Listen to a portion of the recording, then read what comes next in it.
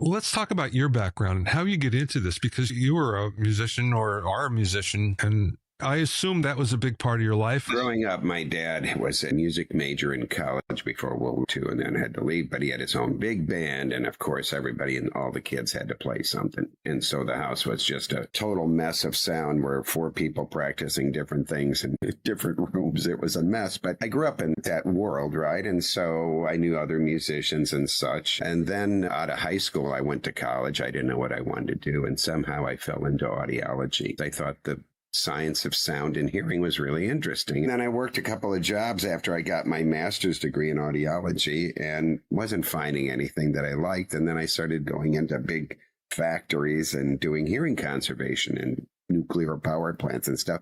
And I thought, oh, prevention, that's what medicine should be. Forget fixing it. Let's prevent it. And then a band came to me that I know. They just had released their first album and it was platinum. I can't mention the name, but the singer, female, was going to quit because her ears rang after the tour and she's an actress and she's not losing her hearing for the band. So they're like, help us. And I said, have her put on earplugs. And they go, have you tried them? I played trumpet. I put them on. I'm like, these are horrible. And so then I started experimenting around. But basically, there's a company called Automotive Research, still has the best filter. And they're here in Chicago. And then Meade Killian, the owner and founder and genius behind it, said, I hear you're trying to work with musicians with plugs.